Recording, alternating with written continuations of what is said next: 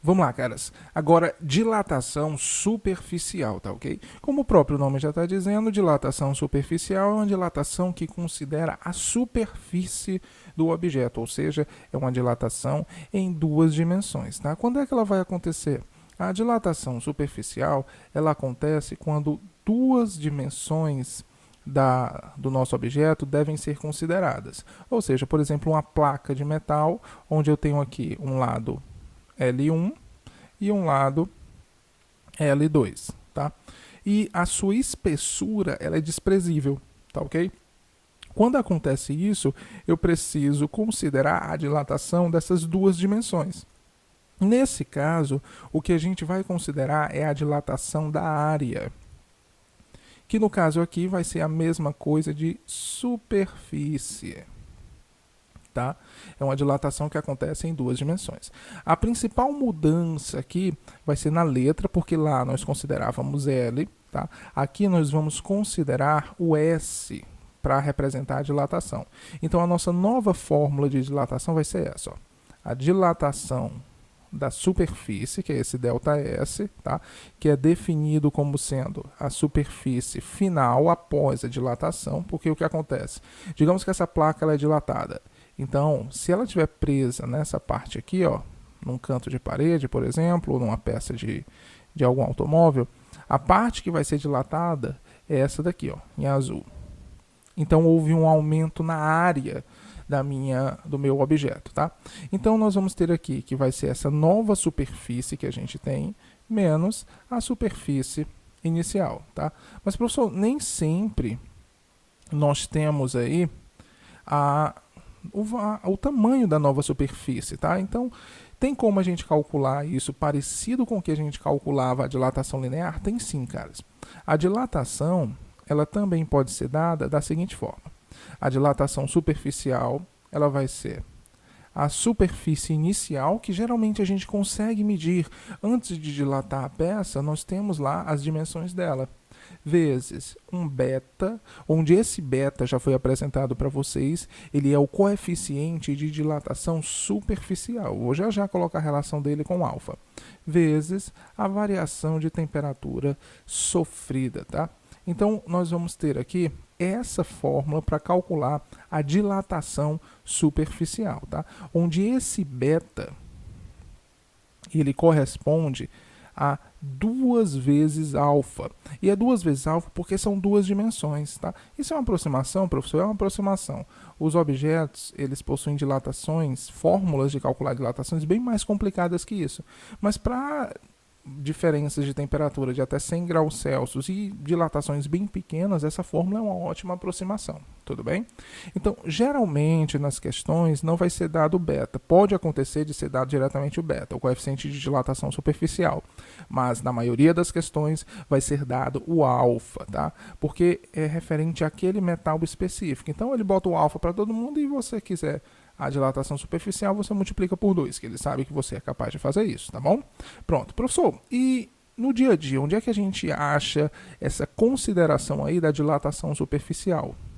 A dilatação superficial, caras, ela é considerada, por exemplo, quando o pedreiro aí que você chamou para fazer alguma coisa na sua casa, ou por exemplo, colocar azulejo, ele vai na sua casa. Ele tem que considerar a dilatação superficial. Eu acho que você já percebeu que os azulejos da sua casa, eles possuem um espaçamento entre eles, tá? O pedreiro, ele coloca um material entre os azulejos chamado rejunte. Então, ó, esse rejunte aqui, ó, aqui tem rejunte, você tem rejunte aqui com a cerâmica de baixo, você tem rejunte aqui com a cerâmica de cima, e aí vai, tá? Você tem rejunte aí ao redor de toda a cerâmica. Professor, qual o sentido do rejunte? É para ficar bonitinho? Não, cara. O rejunte é porque ele é um material flexível, tá? Ele parece uma pasta, embora seja duro, mas ele é muito mais flexível do que a própria cerâmica. Então, quando a nossa cerâmica ela é aquecida, principalmente aí em dias quentes, e aqui no Nordeste brasileiro é quente quase o tempo todo, ele vai sofrer uma dilatação, ela vai aumentar as suas dimensões.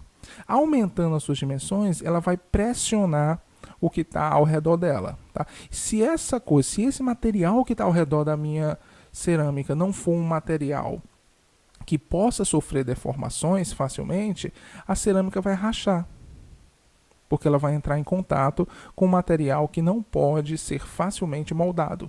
Então, o rejunte, ele tem esse papel. Ele tem um papel estético, claro, mas ele tem um papel de ser mais flexível do que a cerâmica.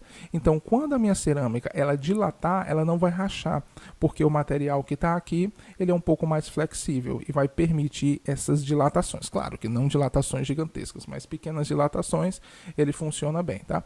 Eu acho que você já deve ter visto também gesso rachado. Então você tem um teto de gesso, aqui ó, não muito bonito, mas você tem um teto que tem gesso e ele simplesmente rachou. Professor, por que esse teto de gesso ele veio a rachar? Cara, o teto de gesso geralmente racha por conta de dilatação. Tá? Porque você vai ter aqui o teto de gesso encostado diretamente na parede. Tá? Então aqui a parede da sua casa, ele está diretamente ligado à sua parede, nos cantos.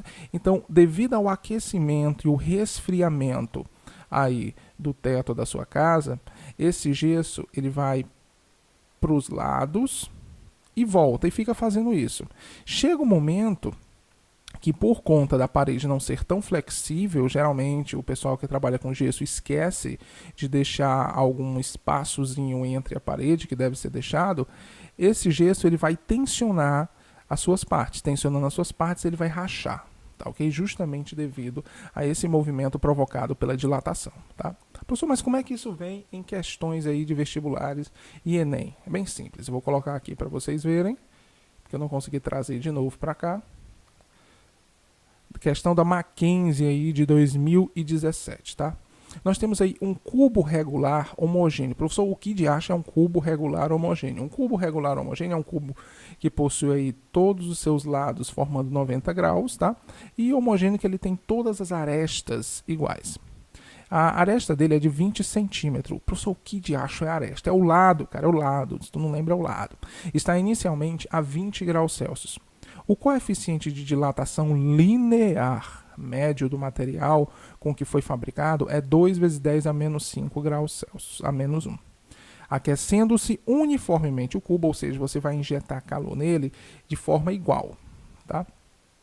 O cubo com uma fonte de calor constante durante 50 segundos, a temperatura se eleva para 120 graus Celsius. Tá bom? Ou seja, houve uma variação aí de 100 graus Celsius. Isso é uma variação razoável. E é basicamente o limite para o qual funciona a nossa fórmula. A dilatação ocorrida em uma das superfícies. Caras, é o seguinte. Por se tratar de um cubo, a dilatação seria volumétrica. Mas como ele quer saber a dilatação em somente uma das superfícies aqui, ó, dilatação ocorrida em uma das superfícies, então nós vamos considerar a dilatação superficial. Então, vamos lá. Deixa eu botar isso aqui, pronto. Vamos colocar os nossos dados. Dados. Me ajuda aí a lembrar.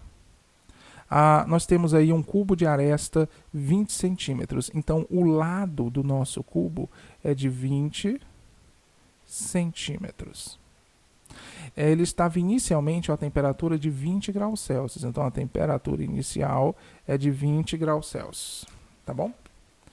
Depois, ele diz que o coeficiente de dilatação linear é 2 vezes 10 a menos 5 graus Celsius a menos 1. Tá? Aquecendo-se uniformemente o cubo com uma fonte de calor constante durante 50 segundos, essa informação não é nem um pouco útil para a gente, porque a gente não está levando em consideração a quantidade de calor, simplesmente o efeito de dilatação. A temperatura sobe para 120 graus Celsius, então a temperatura final é de 120 graus Celsius, tá? A dilatação ocorrida em uma das superfícies vai ser, então ele quer saber a dilatação superficial. Então vamos lá, cara, é aplicação de fórmula direto. Dilatação superficial vai ser igual a superfície inicial antes de dilatar, ou seja, a 20 graus Celsius, vezes o coeficiente de dilatação superficial, vezes a variação da temperatura. Tá? Vou colocar aqui em amarelo, que indica que a gente já está resolvendo. Então, a dilatação da minha superfície vai ser a minha superfície inicial. Professor, é um cubo, então a sua superfície, os seus lados, né? Eles são quadrados. Como é que a gente calcula o lado de um quadrado? É simples. É lado vezes lado. Então, vai ser essa parte vezes essa parte. 20 vezes 20, que dá 20 ao quadrado. Tá? O beta a gente não tem, mas a gente tem o alfa. O alfa é 2 vezes o beta. Tá? O alfa aí que é 2. Então, vai ser 2 vezes 10 a menos 5. Então, esse 2 aqui é porque o coeficiente de dilatação superficial é 2 vezes o coeficiente de dilatação linear. Tá? Então, não esquece disso. O coeficiente de dilatação superficial é 2 vezes o coeficiente de dilatação linear. 2 vezes 10 a menos 5. E a variação de temperatura foi de 20 para 120, ou seja, é de 100 graus Celsius, tá bom? Então, vamos calcular aí e achar o quanto foi que a superfície do cubo dilatou. 20 ao quadrado, caras, dá 400. 20 vezes 20 é 400, tá? 2 vezes 2 dá 4, vezes 10 a menos 5. 100 é a mesma coisa que 10 ao quadrado. Então, a gente pode fazer as contas aqui entre os algarismos que não são 10 e as potências de 10. Vamos ver como é que fica isso. 4 vezes 4 dá 16. E eu acrescento esses dois zeros. 10 elevado a menos 5 vezes 10 elevado a mais 2. Isso a gente vai repetir a base e somar os expoentes. Menos 5 mais 2 dá menos 3. Tá bom?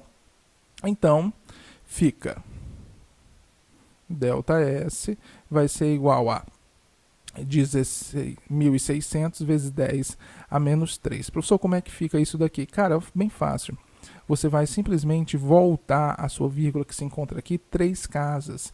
Então, isso vai ficar 1, 2, 3, 1,6. E como é a área e a gente está trabalhando com centímetros, a dilatação sofrida vai ser de 1,6 centímetros quadrados. Tá bom? Bem simples, né?